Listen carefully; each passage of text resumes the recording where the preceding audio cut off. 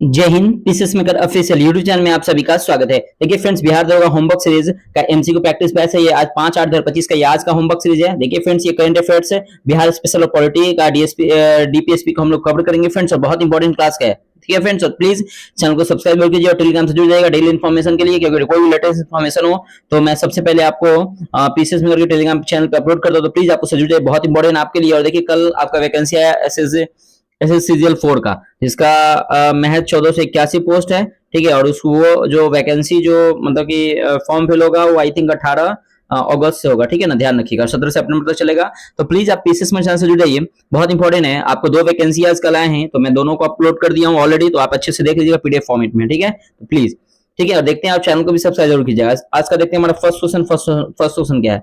71वें राष्ट्रीय फिल्म पुरस्कार के संबंध में निम्नलिखित कथनों पर विचार कीजिए।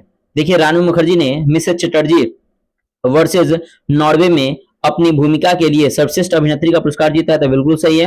विक्रांत मैसी ने बारहवीं फेल में अपनी भूमिका के लिए सर्वश्रेष्ठ अभिनेता का पुरस्कार जीता, ये भी सही है। और शाहरुख खान ने जवान में अपनी भूमिका के लिए सर्वश्रेष्ठ अभिनेता का पुरस्कार जीता, ये भी सही। राइट आंसर 1, 2 और 3 आपका इसमें क्या है, सभी सही। Right answer option number D होगा, इनमें से सभी सही है। ठीक है, अगर हम बात करते हैं, क्या सुनिएगा, अगर हम बात करते हैं 71वें राष्ट्रीय फिल्म पुरस्कार की, सुनिएगा, 2023 का अवार्ड, देखिए ये 2023 का अवार्ड है, ये विजेता की सूची, लेकिन मिला कब, 2025 में, क्योंकि बनने में थोड़ा सा तैयार करने में समय लगता है। ठीक है, और इसका आयोजन कौन करता है, तो भारत सरकार सूचना प्रसारण मंत्रालय क्या करता है, इसका आयोजन करता है राष्ट्रीय फिल्म पुरस्कार का। ठीक है, अगर अब देखिए, अगर हम बात करते हैं क्या राष्ट्रीय फिल्म पुरस्कार की शुरुआत कब हुई थी, तो 1954 1954 में क्या होता है, इसकी शुरुआत होती है, ये ध्यान रखिएगा। अगर हम बात करते हैं क्या इसमें सर्वश्रेष्ठ गायिका का अवार्ड किसे दिया गया, तो शिल्पा राव को, शिल्पा याद रखिए, शिल्पा राव को सर्वश्रेष्ठ गायिका का, यानी कि बेस्ट मतलब जो एक्ट मतलब कि गायिका जो है उनको दिया गया। और सर्वश्रेष्ठ गायक का अवार्ड किसे दिया गया, ये भी तो क्वेश्चन बन सकता है। तो ध्यान रखिए, बेस्ट गायक का अवार्ड दिया गया रोहित को, दिया गया रोहित याद रखिएगा, रोहित को दिया गया बेस्ट गायक का अवार्ड, दिया गया रोहित को। अगर हम बात करते हैं बेस्ट डायरेक्टर का अवार्ड किसे दिया गया, रामेश्वरम को, याद रखिए रामेश्वरम को। ठीक है, रामेश्वरम को दिया गया, रामेश्वरम को दिया गया बेस्ट बेस्ट डायरेक्टर का अवार्ड दिया गया। ध्यान रखिए, एनिमल मूवी के लिए, इनका डायरेक्टर एनिमल मूवी के लिए रामेश्वरम को दिया गया। अगर हम बात करते हैं बेस्ट हिंदी फिल्म का अवार्ड कटहल को दिया गया, कटहल बेस्ट हिंदी फिल्म का अवार्ड किसे दिया गया, तो कटहल को दिया गया। ठीक है, ये ध्यान रखिए, इतने पॉइंट्स इंपॉर्टेंट है, तो इसको ध्यान रखिएगा। ठीक, बहुत इंपॉर्टेंट है, वीवीआई क्वेश्चन है ये आने वाले एग्जाम के लिए। अगला 2 नंबर क्या है, स्किल इंपैक्ट बॉन्ड एसआईबी किस संगठन द्वारा शुरू किया गया, भारत का पहला विकास प्रभाव बॉन्ड है, तो किसके द्वारा शुरू किया गया, तो राष्ट्रीय कौशल विकास निगम एनएसडीसी के द्वारा स्किल इंपैक्ट बॉन्ड जो है शुरू किया गया है। ठीक है ना, ये ध्यान रखिएगा। अगर हम बात करते हैं क्या, अगर हम बात करते हैं एसडीजी, सुनिएगा कि भारत की अगर बात करते हैं भारत की युवाओं को 50,000 को, याद रखिए भारत की ना 50,000 युवाओं को, सुनिएगा ध्यान से, भारत की 50,000 युवाओं को 2027 तक कौशल में निपुण बनाया जाएगा। ये भारत सरकार का लक्ष्य है कि भारत की 50,000 युवाओं को 2027 तक कौशल में निपुण बनाया जाएगा, ये ध्यान रखिएगा। ठीक है, एसडीजी का बात आगे हम लोग कर लेते हैं, अगले पॉइंट में देख लेते हैं। ठीक है, अगला क्वेश्चन 3rd नंबर कि भारत का पहला make in India 1 megawatt green hydrogen संयंत्र कहाँ मतलब कि चालू होगा, तो ये कहाँ चालू होगा, तो याद रखिए ये कांडला बंदरगाह पे है, दीनदयाल बंदरगाह, इसका नाम है कांडला बंदरगाह को नाम दीनदयाल बंदरगाह कर दिया गया। ठीक है, तो right answer option number A कि भारत का पहला make in India 1 megawatt green hydrogen संयंत्र कांडला बंदरगाह पे चलाया जाएगा। ठीक है, अब देखिए अभी क्वेश्चन यहां से बनता है, सुनिएगा, कांडला बंदरगाह से भारत में, याद रखिएगा कि भारत में सर्वाधिक एक्सपोर्ट और इंपोर्ट जो होता है ना, यही कांडला बंदरगाह से होता है, ध्यान रखिएगा। ठीक है, अगर हम बात करते हैं कि विशाखापत्तनम बंदरगाह, तो याद रखिए भारत का पहला प्राकृतिक और गहरा बंदरगाह कौन है, तो विशाखापत्तनम बंदरगाह। अगर हम बात करते हैं मुंबई की, तो भारत का सबसे गहरा कृत्रिम बंदरगाह कहाँ है, तो ये है आपका मुंबई बंदरगाह। ठीक है, अगर पूछे कि भारत का सबसे पुराना बंदरगाह कौन है, तो चेन्नई बंदरगाह, भारत का सबसे पुराना बंदरगाह कौन है, तो चेन्नई बंदरगाह। तो राइट आंसर यहाँ पे ऑप्शन नंबर ए हो जाएगा। अगला क्वेश्चन है आपका 4 नंबर, देखिएगा कि किस देश ने भारत के सामान पर 25% टैरिफ लगाया है, जो अगस्त 2025 से प्रभावी होगा, तो संयुक्त राज्य अमेरिका ने। ये 26% था, इसको घटाई कितना कर दिया गया, तो 25% कर दिया गया संयुक्त राज्य अमेरिका के द्वारा। आपको पता है कि अमेरिका ने जो ईरान और इजराइल का युद्ध हुआ था, इसकी घोषणा कर दी थी कि युद्ध को विराम किया जाए, यही डोनाल्ड ट्रंप ने घोषणा किया था। ठीक है, और याद रखिएगा कि डोनाल्ड ट्रंप ने मैक्सिको की खाड़ी का नाम बदलकर मैक्सिको की खाड़ी का नाम बदलकर अमेरिका की खाड़ी करने का फैसला किया गया, ये भी ध्यान रखिएगा। ठीक है, अब देखिए संयुक्त राज्य अमेरिका में ना व्यापार, याद रखिएगा कि व्यापार साझेदारी समझौते में ना चीन को क्या कर दिया, बाहर कर दिया। व्यापार साझेदारी समझौते में चीन को क्या कर दिया गया है, बाहर कर दिया गया, ध्यान रखिएगा। अगर हम चीन की बात करते हैं, तो ध्यान रखिएगा चीन में एक मंगल मिशन है, जिसका नाम क्या है, तियानवेन मंगल मिशन जो है ये चीन का है, ये ध्यान रखिएगा। नेक्स्ट क्वेश्चन, नेक्स्ट आपका 5 नंबर, कौन सा राज्य अपने सरकारी कर्मचारियों के लिए सबैटिकल अवकाश योजना शुरू करने वाला भारत का पहला राज्य बन गया है। तो कौन सा राज्य बना है? तो ध्यान रखिए सिक्किम। सिक्किम जो है ना, सिक्किम जो है वो अपने सरकारी कर्मचारियों के लिए सबैटिकल अवकाश योजना शुरू करने वाला भारत का पहला राज्य बन गया है सिक्किम, ये ध्यान रखिएगा। अब देखिए, अगर हम असम की बात करते हैं तो आपको पता है कि असम में 100% जो सोलर से चलने वाला सचिवालय है कौन है? तो असम का सचिवालय, ठीक है, ये ध्यान रखिए। अगर हम सिक्किम से याद कीजिएगा, सिक्किम से कि सिक्किम अगर जैविक राज्य कौन है, भारत का प्रथम जैविक राज्य कौन है? तो सिक्किम है, ठीक है। और ध्यान रखिएगा कि जैविक मत्स्य क्लस्टर कहाँ लगाया गया? तो सिक्किम में बनाया जाएगा, ये ध्यान रखिएगा, ठीक। अगर हम बात करते हैं उत्तराखंड की तो याद कि यूसीसी, यूसीसी को लागू करने वाला प्रथम राज्य कौन है? उत्तराखंड। और दूसरा राज्य अभी गुजरात सोच रहा है कि हम भी क्या करें, इसको लागू करें, गुजरात। तो ध्यान रखिएगा, उत्तराखंड के बाद कौन? तो गुजरात। और हर्बल कॉरिडोर कहाँ? तो याद रखिएगा उत्तराखंड में हर्बल कॉरिडोर बनाया जाएगा, ये ध्यान रखिएगा, ठीक है। चलिए देखते हैं, आगे बढ़ते हैं। नेक्स्ट है आपका 6 नंबर की प्रधानमंत्री किसान संपदा योजना किस केंद्रीय मंत्रालय के तहत लागू की गई है? ठीक है, तो ध्यान रखिएगा, अगर हम बात करते हैं प्रधानमंत्री किसान संपदा योजना जो है किस केंद्रीय मंत्रालय द्वारा लागू किया गया है, तो ये लागू किया गया है खाद्य और प्रसंस्करण उद्योग मंत्रालय के द्वारा, जिसके मंत्री कौन है? चिराग पासवान।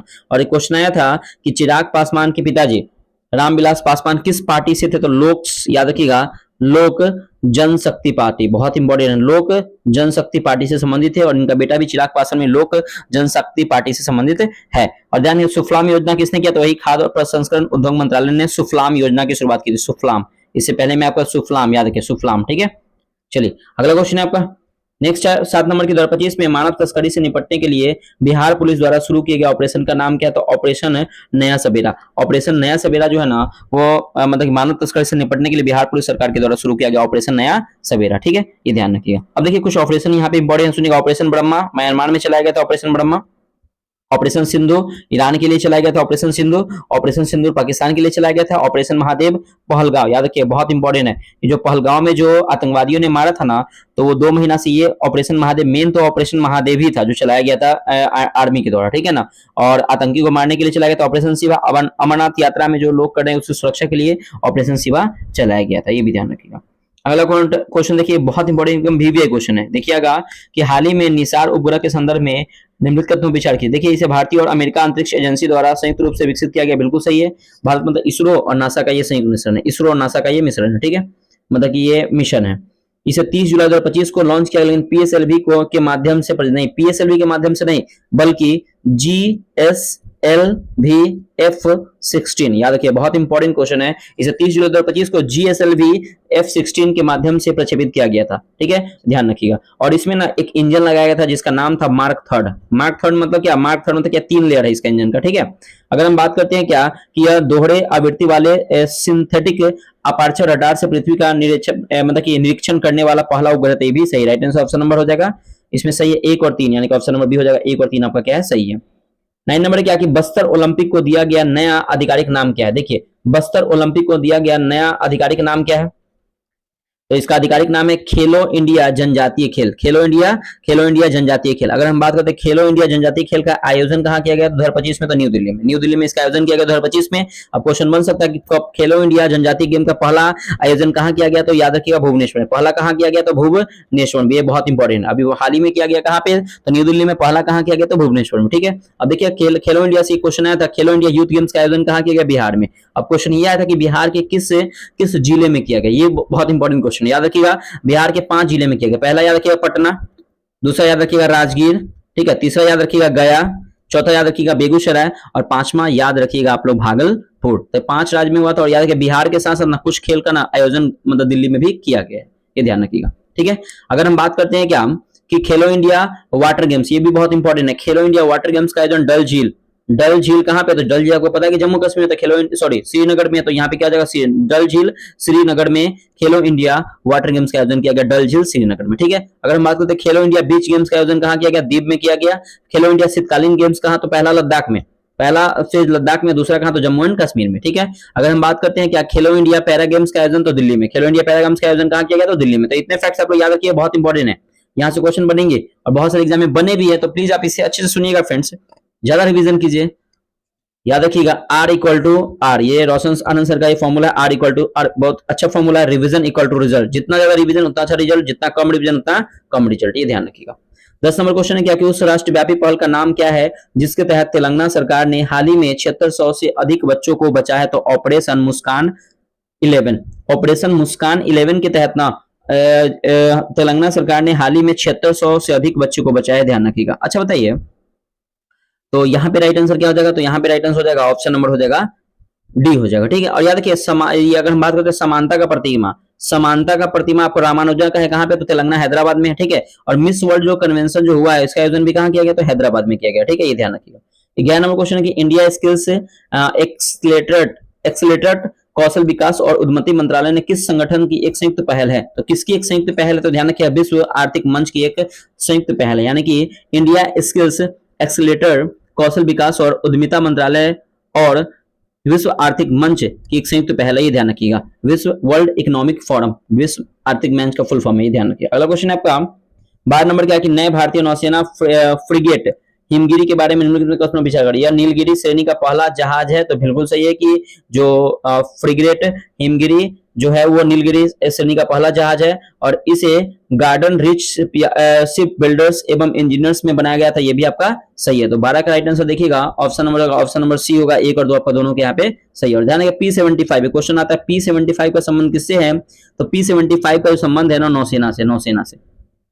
अगला आपका 30 नंबर कि अपना घर पहल के संदर्भ में निम्नलिखित कथनों पर विचार करें। अपना घर, देखिएगा अगर हम बात करते हैं कि यह पहल केंद्रीय पेट्रोलियम और प्राकृतिक गैस मंत्रालय द्वारा शुरू की गई थी, बिल्कुल आपको सही है, ये इसके द्वारा शुरू किया गया था और इसका प्राथमिक उद्देश्य लंबी दूरी के ट्रक चालकों के लिए आराम करने की जगह उपलब्ध कराना है, भी आपका सही है। तो right answer option number C होगा। 1 और 2 आपका दोनों क्या हो जाएगा? सही हो जाएगा। ठीक है, और ध्यान रखिएगा कि सर्वाधिक पेट्रोलियम निर्यातक संगठन कौन है? तो ओपेक है। कौन है? तो ओपेक। सर्वाधिक जो पेट्रोलियम निर्यातक संगठन कौन है? तो ओपेक है। अगला 14 नंबर की अगस्त 2025 के प्रथम सप्ताह में 1 मेगावाट ग्रीन हाइड्रोजन प्लांट का उद्घाटन कहां किया गया है? तो याद रखिएगा इसका उद्घाटन कांडला में किया गया। याद रखिए अगस्त 2025 में प्रथम सप्ताह में 1 मेगावाट ग्रीन हाइड्रोजन प्लांट का उद्घाटन ये कांडला में किया गया है। अगला आपका 15 नंबर की सतत विकास कृषि दिवस के संदर्भ में निम्नलिखित कथनों पर विचार कीजिए। देखिए अगर हम बात करते हैं कि महाराष्ट्र सरकार ने 7 अगस्त को सतत कृषि दिवस घोषित किया गया था, बिल्कुल आपका सही है। और यह दिन डॉक्टर एम एस स्वामीनाथन के जन्म शताब्दी का एक प्रतीक है, तो ये भी आपका सही है। अब देखिएगा अगर हम बात करते हैं क्या नाम कि एम एस स्वामीनाथन को पता है कि भारत में हरित क्रांति का जनक एम एस स्वामीनाथन है। भारत में हरित क्रांति लाए थे कब? तो 1966-67 में इन्होंने लाए थे, ध्यान रखिएगा हरित क्रांति लाए थे। और ध्यान रखिएगा सबसे ज्यादा गेहूं और जौ पे ध्यान दिया गया था, ध्यान रखिएगा। ठीक है, अगर हम बात करते हैं कि हरित क्रांति की पहली बार शुरू कहां पे किया था? उत्तराखंड में, उत्तराखंड के पंतनगर में। उत्तराखंड के पंतनगर में ये क्वेश्चन आया हुआ था। उत्तराखंड के पंतनगर में क्या हुआ था कि हरित क्रांति की शुरुआत हुई थी कब? 1961 में हुआ था, ये ध्यान रखिए। ठीक है, अगला क्वेश्चन 16 नंबर क्या? जुलाई 2025 में भारतीय सेना ने दिव्य दृष्टि नामक एक उच्च ऊंचाई प्रौद्योगिक प्रदर्शन अभ्यास कहां आयोजित किया है? तो ये अरुणाचल प्रदेश में, कहा सॉरी ये सिक्किम यानी कि पूर्वी सिक्किम में। यहाँ पे कहां पे आयोजन किया? तो पूर्वी सिक्किम में इसका आयोजन किया गया है, ये ध्यान रखिएगा। तो दिव्य जो अगर हम पूछे कि दिव्य दृष्टि नामक एक उच्च ऊंचाई प्रौद्योगिक प्रदर्शन, ये सिक्किम पूर्वी सिक्किम में इसका आयोजन किया गया था, ऑप्शन नंबर बी। अगला क्वेश्चन देखिएगा नेक्स्ट है आपका 17 नंबर प्रलय मिसाइल प्रणाली के संबंध में निम्नलिखित में विचार करें। प्रलय मिसाइल अगर हम बात करते हैं प्रलय मिसाइल की, तो सुनिएगा ये मिसाइल प्रलय मिसाइल की बात करते हैं तो ये मिसाइल यह एक स्वदेशी रूप से विकसित अर्ध बैलिस्टिक मिसाइल प्रणाली है। तो बिल्कुल आपको सही किया, स्वदेशी रूप से विकसित एक मतलब कि बैलिस्टिक मिसाइल है। ठीक है, ध्यान रखिएगा। और दूसरा है कि यदि यह एक ठोस प्रणोद चालित सतह से सतह पर मार करने वाली एक हथियार प्रणाली, तो ये भी आपका सही। Right answer option number C होगा। 1 और 2 आपका दोनों क्या हो जाएगा? सही हो जाएगा। 18 नंबर की जुलाई 2025 में नीति आयोग ने भारत की तीसरी स्वैच्छित राष्ट्रीय समीक्षा रिपोर्ट प्रस्तुत की है। तो नीति आयोग ने प्रस्तुत की है, तो ये सतत विकास लक्ष्य किस याद रखिएगा, तो सतत विकास लक्ष्य को प्रस्तुत की है। अगर हम बात करते हैं कि सतत विकास लक्ष्य में यानी एसडीजी में भारत का स्थान क्या है? तो 99वां स्थान है भारत का स्थान। अगर अंक की बात करें तो 67वां अंक है। ठीक है, ये ध्यान रखिएगा। अगर हम बात करते हैं सतत विकास को लक्ष्य को प्रस्तुत कौन करता है? तो नीति आयोग जारी करता है। टॉप पे कौन है? तो केरल राज्य इसमें टॉप पे सतत विकास लक्ष्य में टॉप पे कौन है? तो केरल राज्य। 19 नंबर क्या कि समरस ग्राम पंचायत के संदर्भ में निम्नलिखित कथनों पर विचार कीजिए। इसे महाराष्ट्र में शुरू किया गया, तो बिल्कुल आपको सही है कि समरस जो है महाराष्ट्र में शुरू किया गया और यह एक ऐसी योजना है जिसके तहत ग्रामीण अपने वार्ड सदस्य और सरपंच को आम सहमति से चुनते हैं और मतदान नहीं करते हैं। तो ये आपका सही है। तो ऑप्शन नंबर हो जाएगा सी। 1 2 दोनों आपका क्या हो जाएगा? सही हो जाएगा। 20 नंबर की आरबीआई के डिजिटल भुगतान सूचकांक के संदर्भ में निम्नलिखित कथनों पर विचार करें। यह मार्च 2025 में बढ़कर 493.22 हो गया, तो बिल्कुल आपका सही है। ये डेटा याद कर लीजिए 493.22। ठीक है, और आरबीआई डीपीआई को मार्च 2021 के आधार अवधि मानकर पेश किया गया था। नहीं, 2021 के आधार अवधि नहीं बल्कि 2023 23 की आधार अवधि मानकर पेश किया गया है। तो राइट आंसर हो जाएगा, यहाँ पे हो जाएगा फ्रेंड्स आपका राइट आंसर हो जाएगा, केवल एक आपका सही है। अगला क्वेश्चन है आपका नेक्स्ट है 21 नंबर क्या कि नवनिर्मित बुद्ध सम्यक दर्शन संग्रहालय एवं स्मारक स्तूप के संदर्भ में निम्नलिखित में विचार कीजिए। इसका उद्घाटन वैशाली के बिहार में हुआ है। बिल्कुल आपका सही है कि बुद्ध सम्यक दर्शन संग्रहालय का उद्घाटन हुआ है वैशाली बिहार में।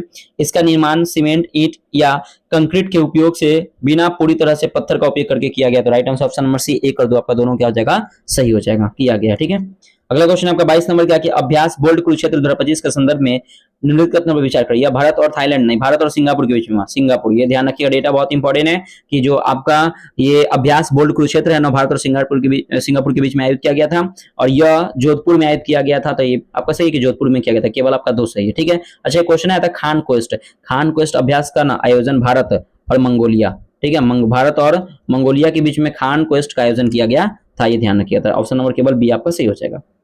23 नंबर क्या कि फीडे महिला विश्व कप 2025 के संदर्भ में निम्नलिखित में विचार करें। तो VVA क्वेश्चन है, VVA बहुत इंपॉर्टेंट है। ठीक है, कि फीडे महिला जो विश्व कप हुआ था इसमें दिव्या देशमुख ने होउ इफान को हराकर फीडे महिला विश्व कप 2025 जीता था। होउ इफान नहीं, दिव्या देशमुख ना ये कुनेरू हम्पी को हराई। कुनेरू, ये दोनों में ये भारतीय की है। कुनेरू हम्पी, याद किसको हराया, कुनेरू हम्पी को हराया, ये ध्यान रखिएगा। पहला गलत हो गया। फीडे महिला विश्व कप 2025 में बाकू में नहीं, बाकू में आयोजित नहीं किया गया था, ये जॉर्जिया में। कहां पे, तो जॉर्जिया में इसका आयोजन किया गया था। मतलब क्या कि फीडे महिला विश्व कप का आयोजन जॉर्जिया में किया गया था और दिव्या देशमुख ने होउ इफान को नहीं बल्कि कुनेरू हम्पी को हराया था। याद क्या, कुनेरू हम्पी नहीं, 38 साल की महिला है, 38 साल की है, और दिव्या देशमुख 19 साल की। सोचिए दुगना को हरा दी है, तो समझ रहे हैं, माइंड का खेल होता है। ठीक है, आगे ध्यान रखिएगा। तो ऑप्शन नंबर होगा डी, ना तो एक और नहीं थे। और याद रखिएगा कि दिव्या देशमुख जो बनी है ग्रैंड मास्टर जो बनी है, ये 88वां, याद रखिएगा 88वां ग्रैंड मास्टर बनी है, ध्यान रखिएगा 88वां, लेकिन महिला की चौथी ग्रैंड मास्टर बनी है, ये ध्यान रखिएगा। महिला में चौथी बनी है और पूरे अगर बात करें भारत में तो 88वां ग्रैंड मास्टर बनी है दिव्या देशमुख, ये ध्यान रखिएगा, ये भारत की है दोनों। 24 नंबर क्या कि भारतीय रिजर्व बैंक ने वित्तीय समावेशन सूचकांक के संबंध में निम्नलिखित कथनों पर विचार कीजिए। वित्तीय वर्ष 2025 के लिए एफआई सूचकांक वित्तीय वर्ष 2024 की तुलना में सुधार दर्शाता है, तो बिल्कुल दर्शाता है। और यह सूचकांक 3 उप सूचकांक पर आधारित है, ये भी सही। Right answer option number C होगा, 1 और 2 आपका दोनों क्या है, सही है। 25 नंबर की हेनले पासवर्ड इंडेक्स 2025 के बारे में निम्नलिखित में विचार करें।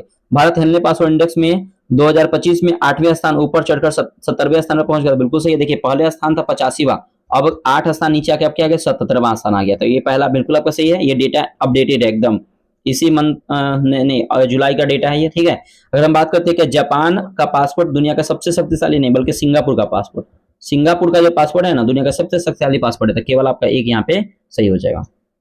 अगला क्वेश्चन है 26 नंबर क्या कि भारत के पहले हाइड्रोजन चलित कोच के संबंध में निम्नलिखित कथनों पर विचार कीजिए।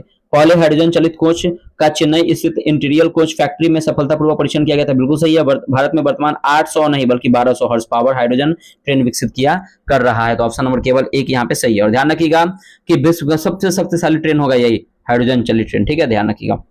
अगला क्वेश्चन 27 नंबर क्या किया, अभ्यास प्रचंड शक्ति 2025 के संदर्भ में निम्नलिखित कथनों पर विचार करें। यह भारतीय सेना द्वारा आयोजित एक अभ्यास था, तो बिल्कुल आपका सही कि ये जो अभ्यास प्रचंड था ये भारतीय सेना द्वारा आयोजित एक अभ्यास था। यह राजस्थान में आयोजित किया गया था, राजस्थान है बल्कि मेरठ के यूपी में, मेरठ यूपी में इसका आयोजन किया गया था। केवल यहाँ पे आपका एक सही है, 2 क्या हो जाएगा, गलत हो जाएगा। अगला आपका 28 नंबर की ग्लोबल फाइंडेक्स 2025 के संदर्भ में निम्नलिखित में विचार करें। यह रिपोर्ट विश्व बैंक द्वारा जारी की गई थी, तो बिल्कुल ये जो रिपोर्ट जो है वो किसके द्वारा जारी की गई थी, तो विश्व बैंक के द्वारा जारी की गई थी। और इसमें अनुमान लगाया गया कि 2021 में भारत में 10% से भी कम खाताधारकों को खाता निष्कर्षण नहीं, 2021 नहीं बल्कि 2025 में भारत में 10% से भी कम खाताधारकों के खाते निष्क्रिय थे। तो ऑप्शन नंबर क्या हो जाएगा, ऑप्शन नंबर 1 यहाँ पे सही है, 2 क्या हो जाएगा, गलत हो जाएगा।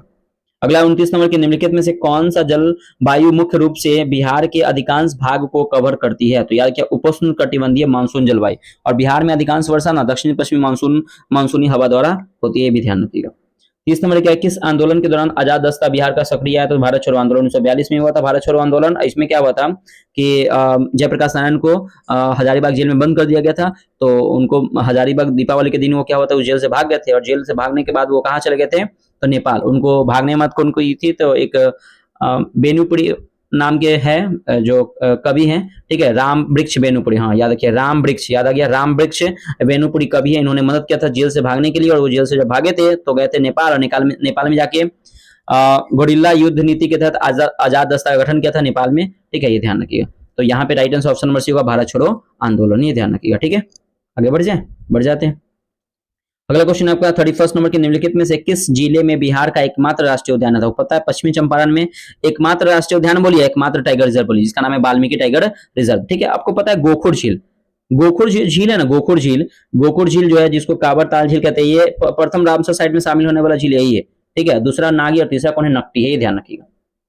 अगला क्वेश्चन है आपका 32 नंबर के चीनी यात्री हेनसांग ने 625 से 640 ईस्वी तक किस विश्वविद्यालय में अध्ययन किया था? तो याद रखिए नालंदा विश्वविद्यालय में। और हेनसांग हर्षवर्धन के शासनकाल में था, मतलब हर्षवर्धन का एक कवि था, दरबारी कवि था, ठीक है ना, ये ध्यान रखिएगा। अच्छा, अगर हम बात करते हैं क्या कि हेनसांग जो था ना वो नालंदा में जो अध्ययन किया था वो याद रखिएगा कि महायान शाखा के अंतर्गत अध्ययन, महायान बहुत इंपॉर्टेंट क्वेश्चन है, महायान शाखा के अंतर्गत, ये ध्यान रखिएगा, ठीक है। अगर हम बात करते हैं क्या नालंदा विश्वविद्यालय की स्थापना किसने किया था? तो आपको पता है कि नालंदा विश्वविद्यालय की स्थापना जो किए थे वो किसने किए थे? तो आपको पता है कुमार गुप्त ने, ठीक है। अगर हम बात करते हैं ओदंतपुरी विश्वविद्यालय की स्थापना किसने किए थे? तो ध्यान रखिए ओदंतपुरी विश्वविद्यालय की स्थापना गोपाल ने, और तक्षशिला विश्वविद्यालय की राजा तक्ष ने इसकी स्थापना की थी, तक्षशिला विश्वविद्यालय की। विक्रमशिला विश्वविद्यालय की बात करते हैं तो इसकी स्थापना धर्मपाल ने किए थे, ये ध्यान रखिएगा, ठीक है। और एक फ्रेंड्स आप लोग से क्वेश्चन है, बहुत इंपॉर्टेंट क्वेश्चन, ये क्वेश्चन पूछे हुए है कि जब हेनसांग भारत में आया था तो कितने वर्षों तक भारत में आया था? ऑप्शन ए 12 वर्ष, ऑप्शन बी 14 वर्ष, ऑप्शन सी 16 वर्ष, या option D none of this. तो आप लोग कमेंट करके बताइएगा, बहुत इंपॉर्टेंट क्वेश्चन है कि हेनसांग जब भारत में आया था तो कितने वर्षों तक भारत में रहा था? 12, 14, 15, 16 या ऑप्शन डी ई, कुछ भी आप देख ले बताइएगा हमको, ठीक है। 33 नंबर के 1902 में सिताब दियारा बिहार में किसका जन्म हुआ? तो याद रखिए जयप्रकाश नारायण का। 1902 से लेके क्वेश्चन बहुत इंपॉर्टेंट है, क्वेश्चन आया था सब बिहार पुलिस एग्जाम में, आई थिंक आया था 1902 से लेके 1989 तक 1979 तक ये बिहार में क्या है इनका सक्रिय भूमिका रही थी जयप्रकाश नारायण की, ये ध्यान रखिए। इनका बचपन का नाम ना बाउल था, बाउल, ठीक है। जयप्रकाश के बचपन का नाम क्या था? बाउल था। और याद रखिए रामधारी सिंह दिनकर का तो ये बेगूसराय में हुआ था। कर्पूरी ठाकुर का जन्म कहाँ हुआ था? तो इनका समस्तीपुर में हुआ था। डॉक्टर राजेंद्र प्रसाद सिवान के जीरादेई में हुआ था। 34 नंबर की बिहार पहुंचने वाले प्रथम यूरोपीय पुर्तगाली कौन थे? यूरोपीय व्यापारी कौन थे? पुर्तगाली थे, पुर्तगाली। और याद रखिएगा बिहार में सब मतलब भारत में सबसे पहले पुर्तगाली आया, बिहार में भी पुर्तगाली है, और सबसे अंत में कौन गया? तो 1961 में पुर्तगाली ही गया था, गोवा को छोड़कर, ये ध्यान रखिएगा, ठीक है।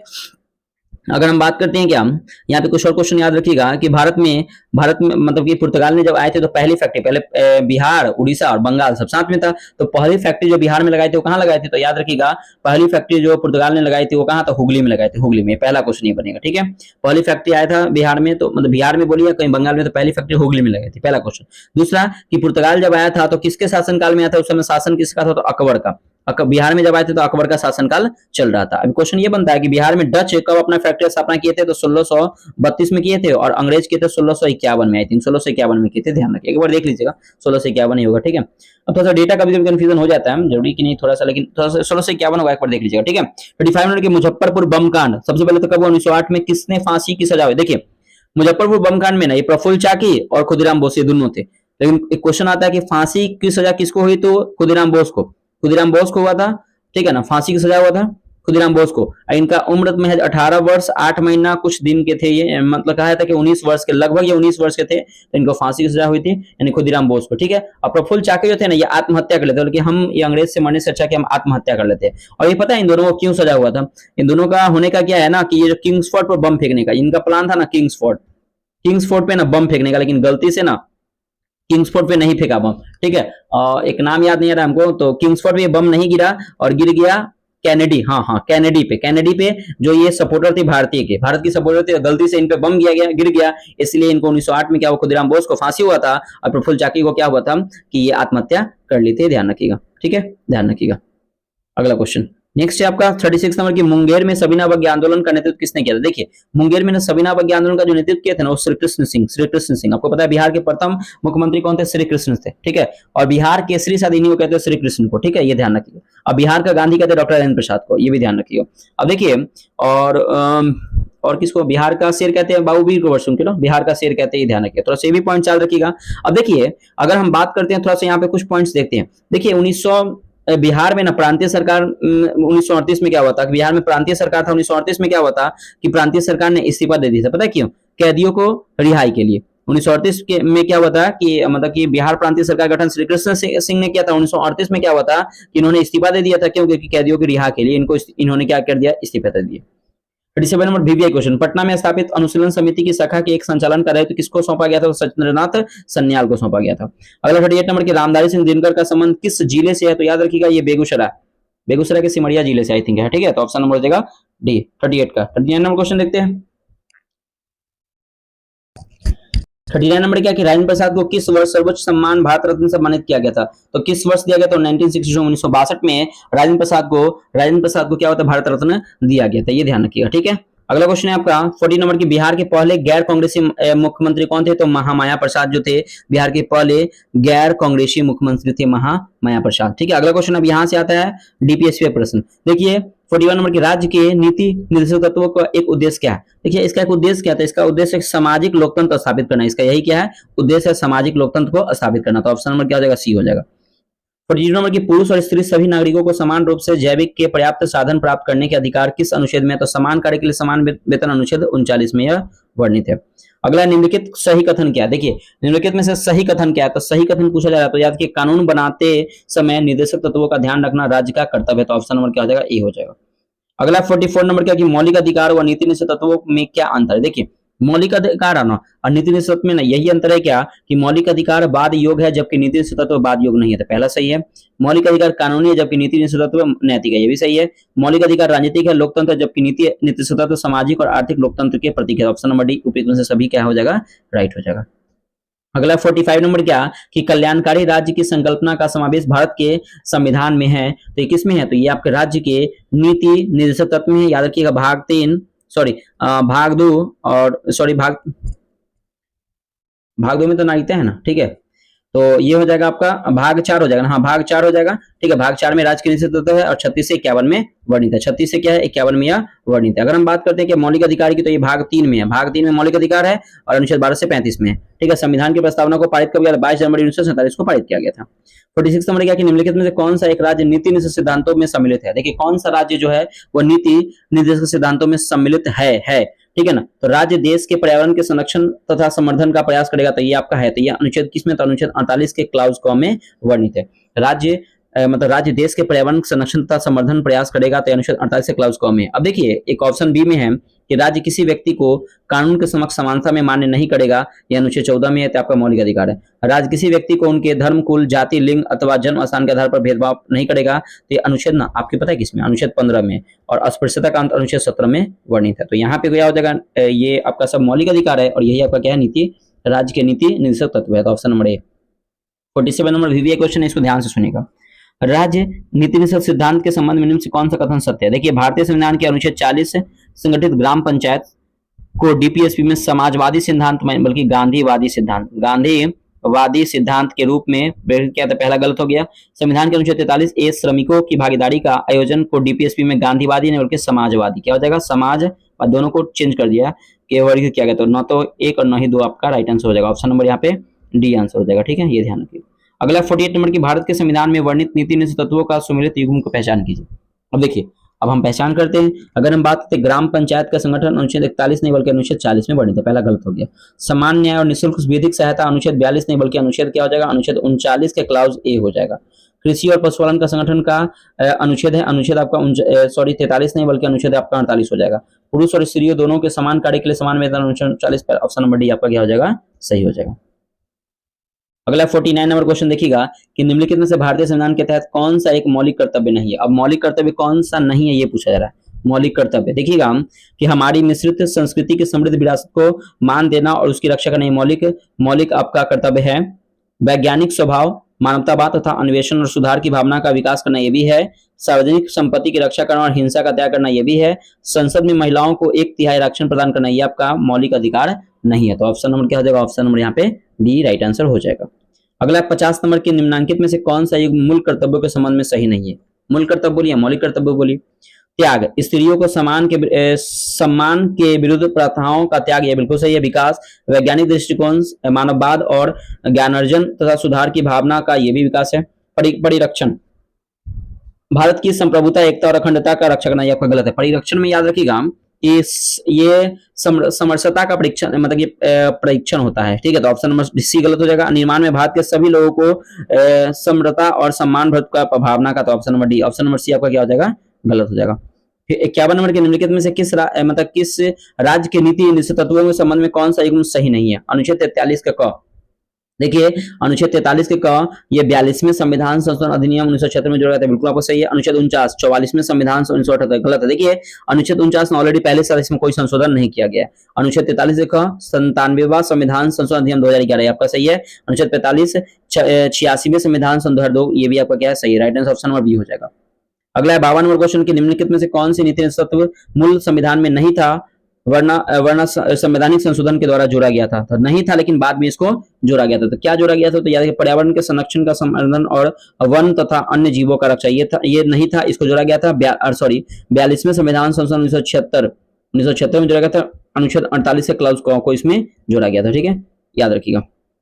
अगला क्वेश्चन देखते हैं 43 नंबर क्या कि निम्नलिखित कथनों में से कौन सा कथन मौलिक कर्तव्यों का अध्याय में वर्णित नहीं है? मौलिक अध्याय क्या मतलब वर्णित नहीं है, कौन नहीं है? देखिएगा, भारत की प्रभुता, एकता और अखंडता की रक्षा करे और उसे परिरक्षण रखे, आपका था। संविधान का पालन करना, ये भी था। हमारी सामाजिक संस्कृति और गौरवशाली परंपरा का महत्व समझे और उसका परीक्षण करना, ये भी था। लेकिन स्वतंत्रता सेनानियों का संदेश का पालन करना व उनका प्रयास करना, ये गलत है, ये नहीं था। ऐसा थोड़ी है कि उनके आदर्शों पर पालन, मतलब उनके आदर्शों का पालन करना, संदेश का नहीं, उनके आदर्शों का पालन करना। क्या है? तो आदर्शों का हम पालन करेंगे, उनके संदेश का नहीं। ऑप्शन नंबर डी गलत है। 54 नंबर है क्या कि निम्नलिखित में से कौन से भारत के संविधान के भाग 4 के से सम्मिलित नहीं है?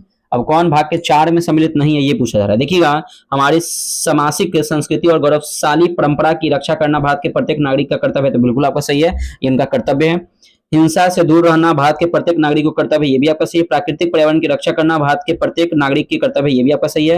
हमारी राष्ट्रभाषा हिंदी का आदर करना भारत के प्रत्येक नागरिक का कर्तव्य है, आपका गलत है। हाँ, देखिए हमारी राष्ट्रभाषा कोई ऐसा नहीं था, हिंदी उर्दू कुछ भी था, राष्ट्रभाषा का आदर करना, तो ऑप्शन नंबर डी नहीं होगा, हिंदी नहीं होगा यहाँ पे, तो right answer option number D हो जाएगा। ठीक है, अगला क्वेश्चन है 55 नंबर की निम्नलिखित में से किन राज्यों या निर्देशक सिद्धांतों में भारत के संविधान को अलग अलग संविधान संशोधन सदनों द्वारा सम्मिलित किया गया है? तो देखिए, समान न्याय तथा निःशुल्क विधिक सहायता, ये अनुच्छेद 39 के क्लाउज ए में है, तो ये किया गया था। सहकारी समितियों का उन्नयन, ये अनुच्छेद 43 के क्लाउज बी में किया गया था।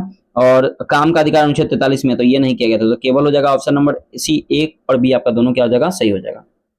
अगला क्वेश्चन है आपका 56 नंबर की सूची 1 को सूची 2 से मिलान कीजिए और दिए गए कूट का सही उत्तर का चयन करें। अब देखिए, प्राकृतिक पर्यावरण की रक्षा संवर्धन, यह अनुच्छेद 51 के ए में होगा। अनुच्छेद 51 के ए में यह वर्णित है, प्राकृतिक पर्यावरण की रक्षा। ठीक है, ऑप्शन ए। अगर हम बात करते हैं क्या कि सार्वजनिक संपत्ति की सुरक्षा, तो ये देखिए यहाँ पे ऑप्शन आगे हम उधर चेंज करेंगे तो उसमें आपको दिखेगा सार्वजनिक संपत्ति का अनुच्छेद 51 के क्लाउज ए के आपके 9 में वर्णित है। सामाजिक संपत्ति की सुरक्षा अनुच्छेद 51 के क्लाउज 9 में यहाँ वर्णित है। ठीक है, और ध्यान रखिएगा, अगर हम बात करते हैं क्या कि वैज्ञानिक दृष्टिकोण का विकास, अब देखिए अगर हम वैज्ञानिक दृष्टिकोण के अगर हम विकास की बात करते हैं तो ये जो है आपके वो ऑप्शन नंबर 1 में था, अनुच्छेद 51 के ए के क्लाउज 8 में था। ठीक है, ध्यान रखिएगा। और देश की रक्षा जो है किसमें था, अनुच्छेद 51 के ए के क्लाउज 4 में वर्णित है। तो याद रखिएगा, इसको मैच कर लीजिएगा, तो ऑप्शन नंबर सी होगा, 2 4 1 3 इसमें है। अगला क्वेश्चन आपका 57 नंबर देखिएगा कि राज्य के नीति निश्चित तत्वों के संबंध में निम्नलिखित में विचार करें। अनुच्छेद 38 के अनुसार राज्य लोक कल्याण की अभिवृद्धि के लिए सामाजिक व्यवस्था बनाएगा, तो ये आपका बिल्कुल सही है कि सामाजिक व्यवस्था बनाएगा। अनुच्छेद 39 के अनुसार राज्य देश के पर्यावरण के संरक्षण एवं संवर्धन की ओर वन तथा वन्य जीवों की रक्षा करने का प्रयास करेगा, तो अनुच्छेद 39 नहीं बल्कि अनुच्छेद 48 के क्लाउज ए में है। अनुच्छेद 48 के क्लाउज 1 में है, ए में है। अनुच्छेद 51 के के अनुसार राज्य अंतरराष्ट्रीय शांति और सुरक्षा की अभिवृद्धि का प्रयास करेगा, तो ये आपका सही है। Right answer option number D होगा, 1 और 3 आपका सही है, 2 आपका गलत हो जाएगा। 58 नंबर की निम्नलिखित में से कौन सा मूल कर्तव्य भारतीय संविधान के अक्षरंश उल्लेखित नहीं, मतलब कुछ छोटा सा उल्लेख नहीं है, वो कौन सा भाग है, ध्यान रखिएगा। तो अगर हम बात करते हैं क्या हमारी सामाजिक संस्कृति और गौरवशील परंपरा का महत्व समझे और उनका परिरक्षण करे, आपका है सार्वजनिक संपत्ति की सुरक्षा करे और हिंसा न से दूर रहे, ये भी है। विधि द्वारा स्थापित नियमों का पालन करे, ये नहीं है। देखिए, ये मौलिक अधिकार का अनुच्छेद 14 में मौलिक अधिकार का वर्णन, देश की रक्षा करे और आह्वान किए जाने पर राष्ट्र की सेवा करे, ये आपका है, तो ऑप्शन नंबर सी नहीं है। अब देखिए, इसको मैच करना है, समान न्याय और निःशुल्क कानूनी सहायता। समान न्याय और निःशुल्क कानूनी सहायता अनुच्छेद 39 का ये, पर्यावरण की सुरक्षा अनुच्छेद 48 का ये, काम करने का अधिकार अनुच्छेद 41 और स्मारकों का संरक्षण अनुच्छेद 49, तो ऑप्शन हो जाएगा, ऑप्शन नंबर हो जाएगा बी, 2 1 3 4।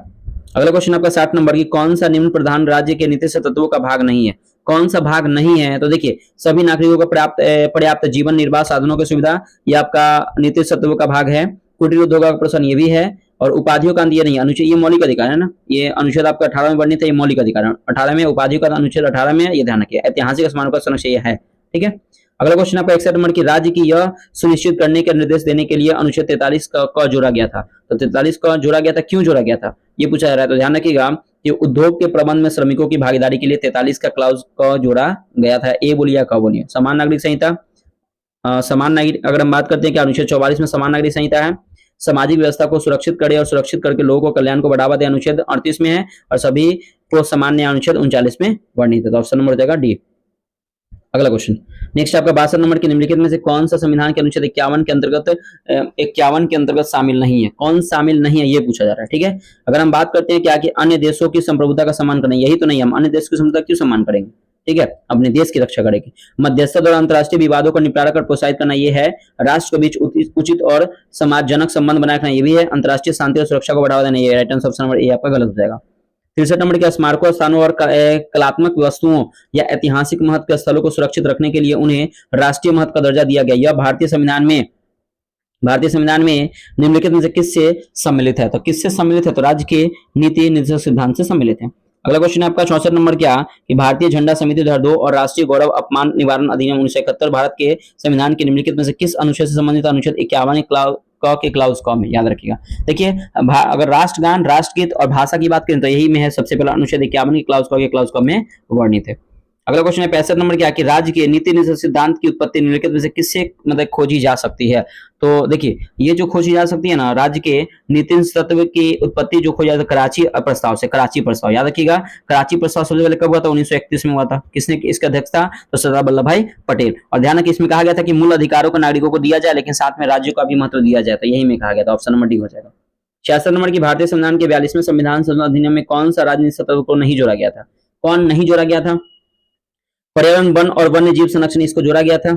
सहकारी समितियों को लोकतांत्रिक नियंत्रण को बढ़ावा देना, ये नहीं जोड़ा गया था, ठीक है। ये जोड़ा गया था 97वां संविधान संशोधन, याद रखिए 97वां संविधान संशोधन 2011 में जोड़ा गया था। अनुच्छेद 43 के क्लाउज बी में इसको रखा गया, ठीक है। अगर हम बात करते हैं क्या समान न्याय को बढ़ावा देना और गरीबों को मुफ्त कानूनी सहायता प्रदान करना, ये अनुच्छेद 39 में। अनुच्छेद किसमें, तो अनुच्छेद 39 के क्लाउज ए में वर्णित है।